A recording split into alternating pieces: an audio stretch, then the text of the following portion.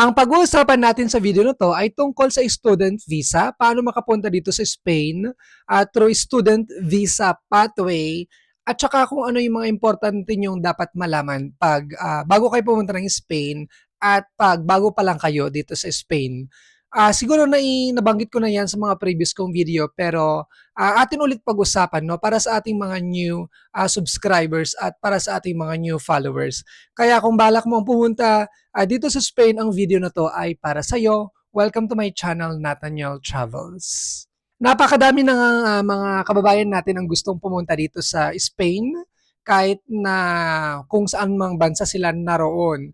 Yung iba na sa Pilipinas, yung iba na sa iba't ibang parte ng mundo gaya ng dito sa Shenzhen region, at saka kung ano pa, like Hong Kong or Middle East, or kahit yung mga nasa Canada at saka United States. So sobrang ang daming interested. Bakit kaya? Siguro ang nakakaparang draw or kuha ng kanilang attention ay ang citizenship pathway or yung pagkuha ng nasyonalidad dito sa Spain, which is maganda naman talaga.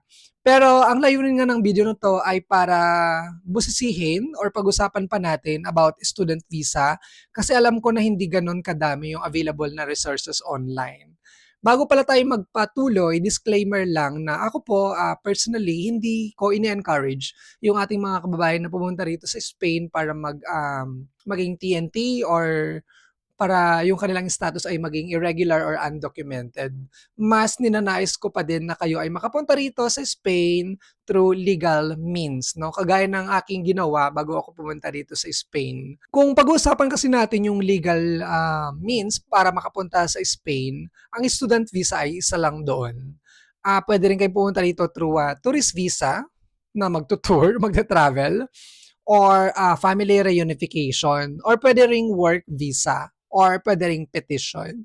Kaso pag tinitignan natin yung work visa, madalang or kokonti lang.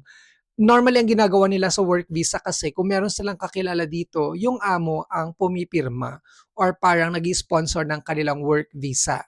Pero kung halimbawa, wala kang kakilala, mahirap, no? Ngayon, kung tourist visa naman ang inyong applyan, alam niyo naman na super hirap siyang kunin, no? Ewan ko ba kasi kung bakit tayo mga Pilipino, yung ating passport napaka-weak, no? Kokonti lang yung bansa na pwede nating puntahan na libre or walang visa talaga. Kailangan pa nating magbayad. So, para sa ating mga Pilipino, ang isa sa pinakamahirap na kunin talaga ay ang Schengen visa. Pati na rin yung US visa actually. Mahirap talaga siya dahil hindi ko alam. Parang ayaw nila tayong papuntahin, no, dito sa Europe or even sa US. Ang other way nga na makapunta rito ay through student visa. At ito ay napapansin ko na sobrang dumadami, nagkakaroon ng interest at maraming options para sa student visa. Kaso kung titignan natin, parang napakaganda. Kaso nga, since hindi perpekto yung ating mundo, marami ding consequences, no? Ayoko sanang i-discuss about negativity dito sa student visa, pero syempre kailangan natin pag-usapan yung nangyayari, okay? Again, hindi ko kayo ina-encourage na pumunta dito sa Spain para mag-irregular or undocumented, okay? So ang video lang na ito ay to guide you at magsilbing aral, lesson. Sana maging informative siya para sa inyo. Maraming options, maraming pwedeng pag-aralan dito sa Spain gaya ng MBA, Masters at saka Doctorate. Pwede ring language classes or mag-aral kayo ng Spanish. Usually meron sila pag summer at sa any time of the year naman, any part of the year. Language assistant or yung English language assistant program ng iba't ibang mga ang tawag nito, mga iba't ibang mga sektor, may public at saka mayroong mga private. And what else? At saka yung recently nga, itong vocational courses. Ang napakaganda siguro nating pag-usapan sa video na to ay yung visa refusal at saka denial at saka acceptance. Kung makakakuha ka nga ba ng visa sa Pilipinas, lalong-lalo na kung doon ka manggagaling. Dahil sa tingin ko sinasala nila at feel ko binibigay talaga yung visa doon sa mga karapat-dapat. Kumbaga hindi lahat ng nag-a-apply ay nabibigyan ng visa.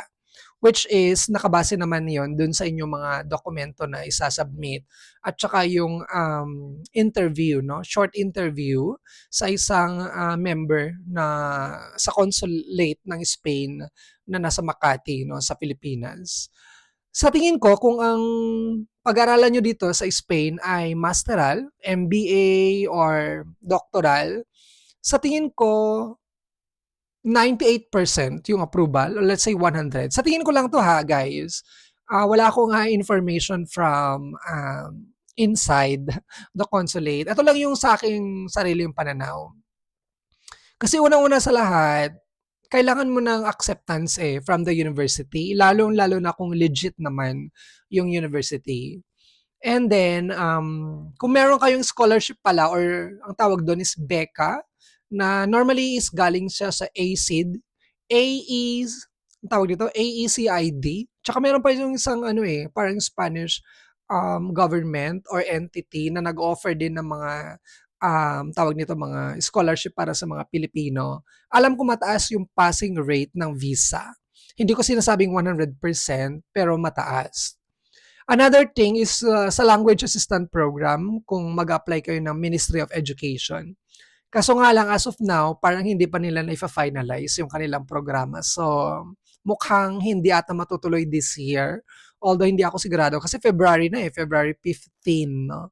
Sana matuloy, no? Para naman magkaroon ng chance yung ating ibang kababayan.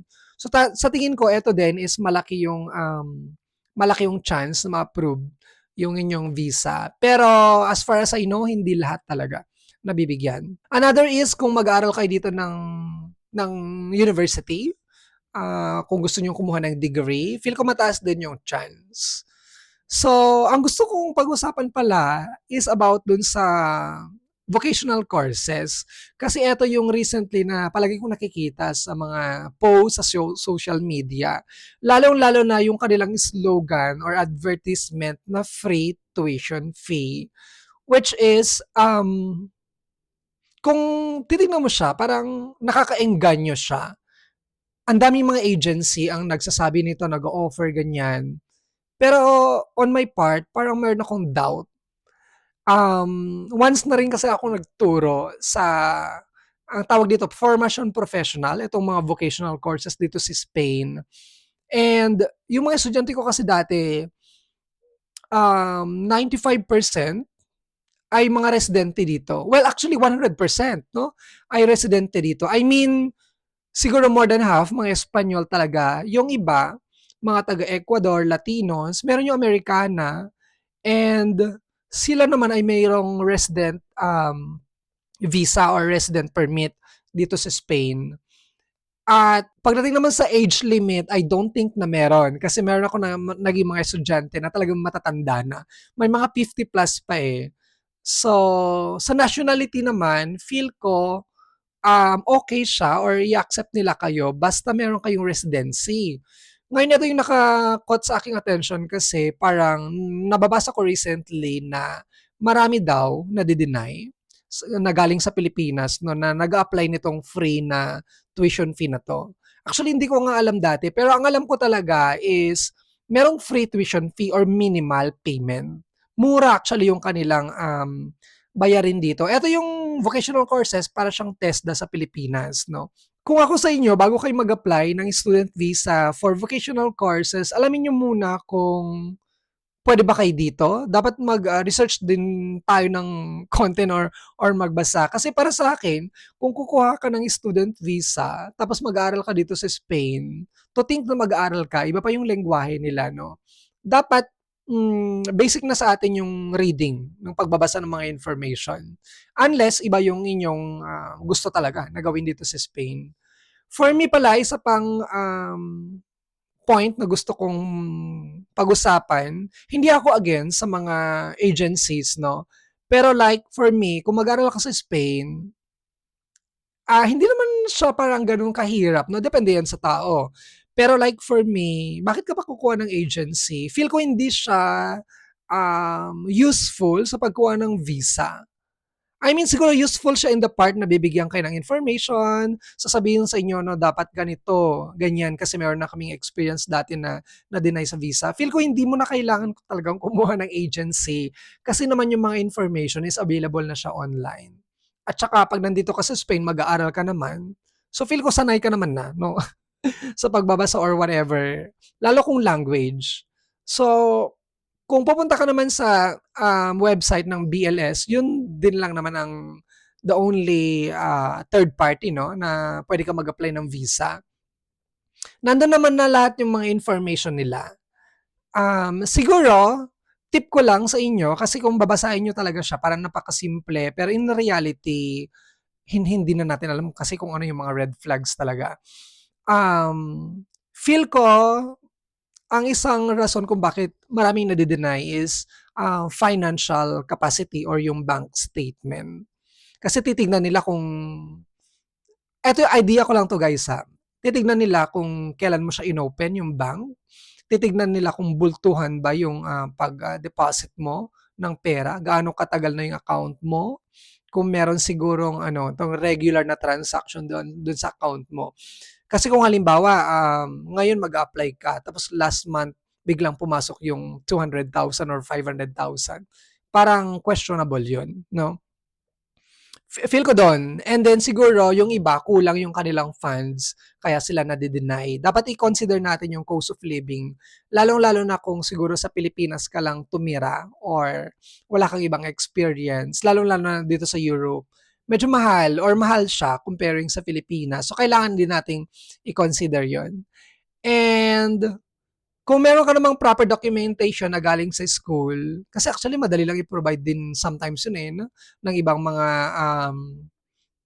ewan ko, mga institution, ganyan. Kasi email lang yun, then ipiprint mo siyang ganyan.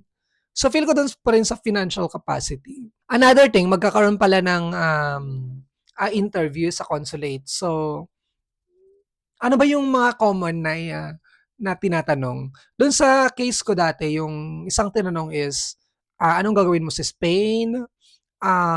Eto yung mga questions may kakilala ka ba dito sa Spain? Um, Bakit Spain? Yung mga ganyan. Doon tayo sa question na, meron ka bang kilala sa Spain? Yung sa case ko, wala naman talaga. Ngayon, ang gusto kong i-point out, actually medyo sensitive na nga tong issue natin guys. Kung meron kang kilala dito sa Spain, makakatulong kaya siya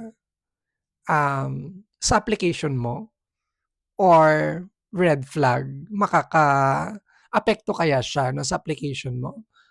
Hindi ko to alam. Kasi siguro, eto naman yung sabi nila, hindi naman talaga ako sigurado dito.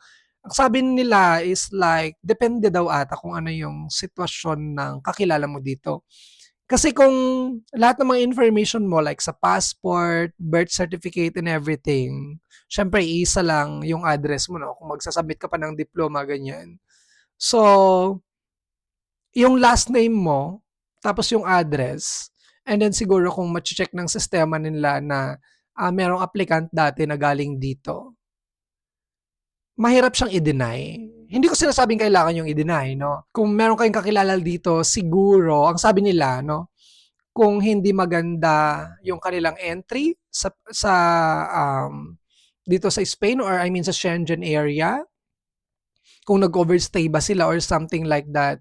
I don't know guys kung makaka-apekto talaga, makaka-apekto sa inyong application. Kung alam mo or kung meron kang experience, you can comment sa ating comment section. But then kung makukuha nyo yung resulta from ang tawag nito, from consulate, hindi naman talaga naka-specify doon yung merong mga reasons doon guys, pero kasi click lang yun eh. Kung halimbawa na deny yung visa mo, hindi naka-specify or walang masyadong details. Alam mo yon. Kaya kung makukuha mo halimbawa, mare-refuse ka, like, questionable pa yun. Bakit ako na-deny? Bakit ganito yung reason ganyan? Personally, na-deny na ako dati no, sa consulate. Pero kasi ang in-applyan ko dati is tourist visa. So alam ko yung feeling na ma-deny. Una-una sa lahat, pera, mahal siya. Yung babayaran mo sa application is hindi yun refundable. And then siyempre yung time, nandun, yung time mo, alam mo yun, tapos nakaka-apekto din siya ng mental health. Possible na ma-depress ka pag nakuha mo yung refusal or denial, and alam mo yun, siguro maraming mga things na mag-run sa head mo. So, kung ako sa inyo, ang isa kong suggestion is, bago kayo mag-apply ng, let's say, yaya, ng student visa, kailangan yung tignan mabuti yung inyong mga documents. And for me, dapat kung mag-apply ka ng student visa, dapat yun talaga yung purpose mo na pumunta rito. Hindi yung mag-work or whatever. Again, hindi ko na kayo masasisi kung anong gusto nyong gawin, no?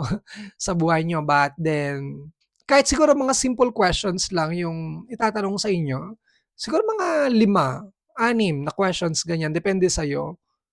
Feel ko malalaman at malalaman na mag-i-interview sa'yo kung ano talaga yung pakay mo dito sa Spain. Mahirap siyang sabihin. But then kung para sa akin, as long as siguro na magpakatotoo kayo kung ano yung reasons nyo, and then, ayun, feel ko ibibigay naman sa inyo yung student visa.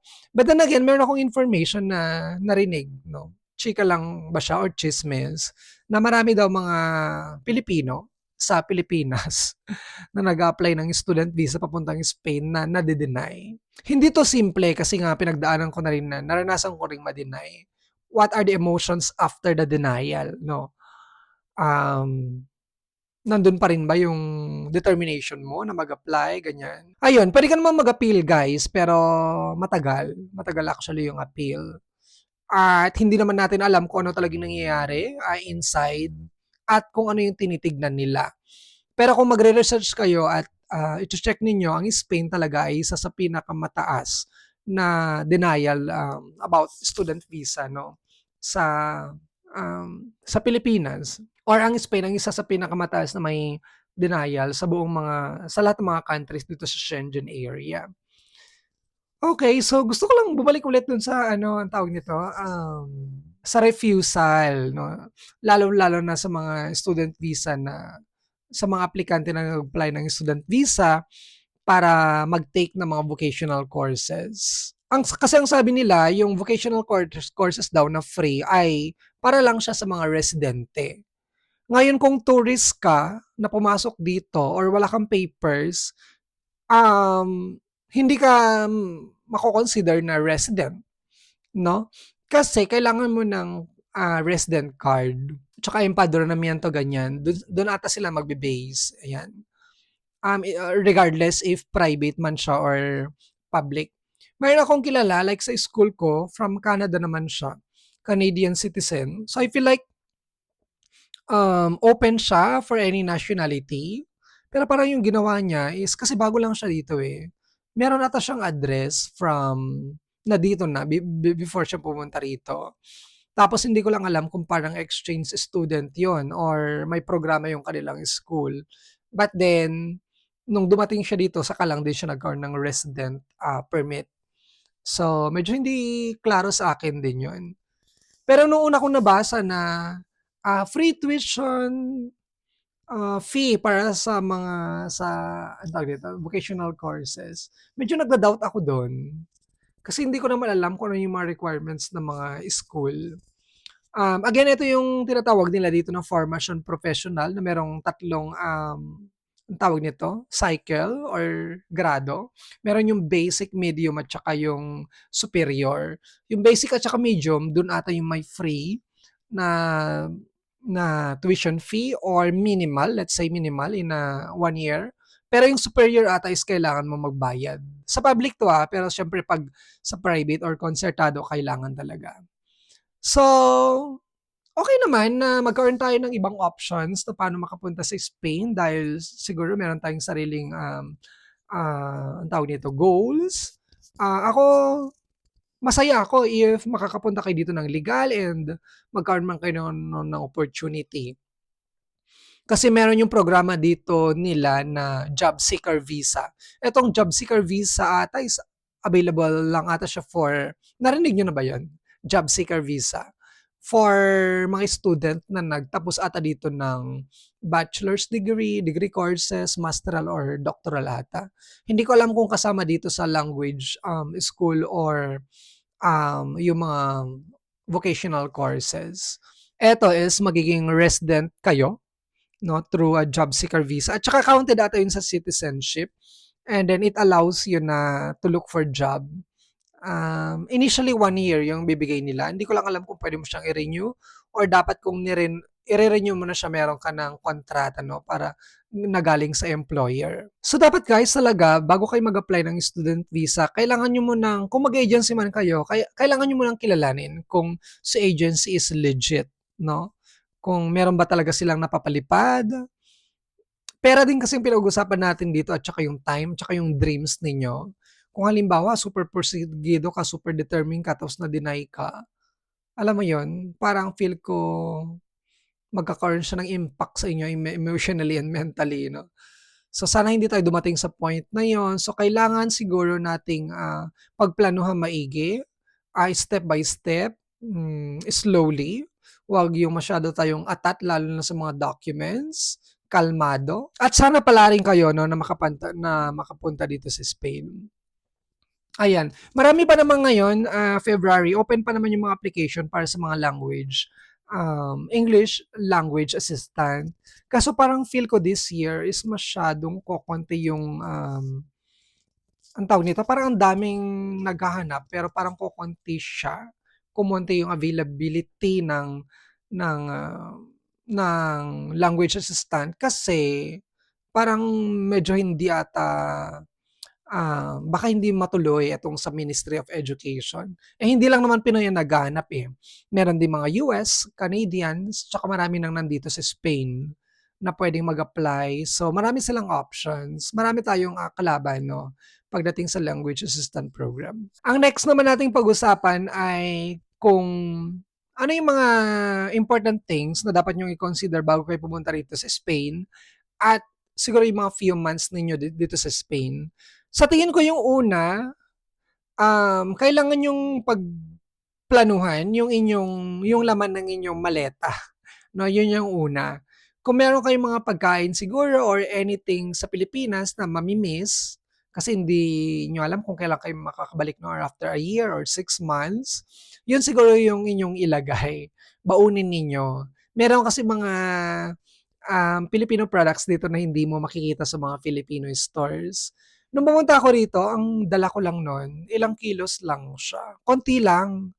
Wala pa akong mga winter clothes noon. Sa tingin ko ang winter clothes, it's not important na bumili kayo sa Pilipinas kasi dito mas maraming options, variety, at saka mas mura, no? Dito na lang kayong bumili ng winter clothes. Bulky pa man din siya. Unless galing kayo ng Europe. So, siguro meron na kayo, no? And siguro pagkain or mga medicines. Meron din naman mga medicines dito eh. And then siguro kung wala pa kayong WhatsApp bago kayo pumunta ng Spain, mas maganda kung meron kayong WhatsApp number. Kasi normally, yung mga tao dito, WhatsApp yung kanilang ginagamit. Hindi sila masyado sa Facebook, no? Although, yung iba, pag naghanap ng amo, WhatsApp talaga yung kanilang ginagamit. Email, bibihira, no? Masyadong inconvenient yun. WhatsApp. So, kahit Philippine number, so pagdating nyo rito, pwede nyo namang i-change, no, sa Spanish number. Tapos, pag nandito na kayo, I think ang pinaka-importante is yung Spanish number. Pwede kayong kumuha sa airport. Pero feel ko mas maganda kung pumunta kayo sa mga locutorio. Locutorio. Ito yung para mga shops. Malilit na mga shops na nagbebenta sila ng mga lines or mga SIM cards, ganyan. And then, in a week, yun, maraming kailangang hanapin. Lalo-lalo na yung ang tawag dito, accommodation. Siguro yung pinaka medyo mahirap kunin. Lalo-lalo na kung wala kang kakilala dito, kung saan ka titira. Kailangan mo talagang magkaroon ng pasensya. Mahabang pasensya sa paghahanap ng matitirhan. Sa Tetuan area dito sa Madrid, marami mga Pilipino dyan. And yung iba, bed space ang gusto nila. Sa totoo lang, ang bed space pala, normally, mga Pilipino lang. Tsaka yung ibang mga lahi ang nagpapa-bed space. Kung Espanyol yan, normally hindi. Kasi let's say for example, ang isang apartment or piso dito sa Spain, tatlo or mayroong dalawa, tatlo or at saka apat na rooms. Normally talaga one person per room, no? Unless couple. So, yung iba kasi gusto nila ng parang makatipid. So, gusto nila ng mga dalawa or three na para makapag-share. Pero normally sa bed space lang yan talaga tsaka Pilipino. Siguro kung mga Espanyol, parang feel ko hindi nila maintindihan yung idea na kailangan mong na matipid tayo. Kailangan nating magtipid dahil kailangan nating mabayad ng utang or magpadala sa Pilipinas. Ayun. Tsaka dito kasi parang wala sa kultura nila yung bed space, no? Yung mga Espanyol. So, kokonti din lang naman yung mga Pilipino na meron talagang mga piso dito sa Spain at sila lang yung nagpapa-bed space. Alam nyo kasi, sa pagkuha ng piso dito or apartment, hindi siya ganun kadali. Marami siyang mga requirements like nomina, ito yung tinatawag nilang payslip, and then mga deposit. Medyo mabigat kasi siya sa bulsa. So, minsan, isa pa pala 'no, yung empadronamiento. Siguro narinig niyo na 'to. Yung empadronamiento is document na nagpapatunay na nandito ka sa Spain or nakatira ka sa isang lugar or sa isang bahay or apartment or piso. Merong limit siya per house. Ngayon kung magbe-bed space kayo, ilan na ba ang naka-empadron dun sa bahay na yon? Um, Malamang hindi na nila kayo puwedeng bigyan. Kasi let's say Pilipino yung may-ari, so yung kontrata ng bahay na sa kanya, naka-record naman kasi sa ayuntamiento or yung kanilang town hall kung ilan ng tao ang naka-empadron dun sa bahay. Let's say for example, meron ng 5. So kung mag-empadron pa siya ng isa or dalawa, questionable yon. Tatanungin kayo ng ayuntamiento or yung town hall, bakit ang daming tao? No? Hindi natin pwedeng i-empadron yung ganito. Eto yung mahirap 'pag sa bed space kasi kung halimbawa may nag-bed space dati tapos biglang umalis, tapos naka-empadron pa siya. So, hindi nila yun kasi basta matatanggal ata, depende yun ata sa ayuntamiento. So, may limit. So, hindi nila kayo puwedeng, i-empadron. Meron yung mga iba nating kababayan na naka nagte-take advantage sila, nagpapabayad sila sa mga tawag nito, empadronamiento, which is hindi naman talaga libre yun. Ako medyo matagal na ako sa Spain at never pa ako nagbayad ng empadron. Never pa ako nag-bed space. So, yan. Pero meron akong kilala ng mga nagbe-bed space talaga para makatipid. Mahirap din kasi minsan pag bed space kung dalawa or tatlo kayo sa isang room. I-consider mo rin yung privacy mo, kung mag-aaral ka, paano ka makakapag-concentrate. Tapos, syempre, alam mo yun, yung mga gamit mo, ganyan. So, ako personally mas gusto ko yung sarili ko lang siya. Mahal siya, yes, pero kaya naman. Marami namang paraan, ayan. Para sa mga may student visa pala, allowed kayong mag-work ng 30 hours. I think 40 nga, pero sasabi nila 30 hours per week. Basta meron kayong, permit para galing sa kumpanya or yeah, individual. Puwede naman kayong mag-ask or yeah, ng permit 'no, kung kayo ay estudyante. Pero meron yung mga may student card na meron silang permiso de trabajar. Ito yung authorization to work na nandun na mismo dun sa kanilang, resident card. Ang alam ko allowed. Lalo-lalo na yung mga mag-aaral ng masteral or doctoral, alam ko meron, Kasi nung nag-aaral ako ng master, meron siya. That was the only time na merong gano'n, authorization de trabajar dun sa likod ata 'no, sa likod ng resident permit. So ayun, allowed. And ang gusto ko i-point out is kung puwede kayong mag-work ng 30 hours a week or 40 and then ibig sabihin puwede ninyong bayaran yung isang, room para sa inyo tapos mag-part-time ka na lang para ma-cover mo yung expenses mo, gayon. Alam ko naman tayong mga Pilipino mga, madiskarte tayo marami tayong alam na paraan.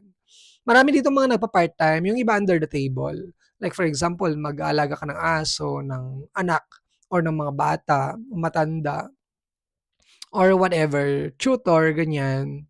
Ayan, yung ginagawa ng karamihan. So, alam ko naman na makaka-survive at makaka-survive tayo.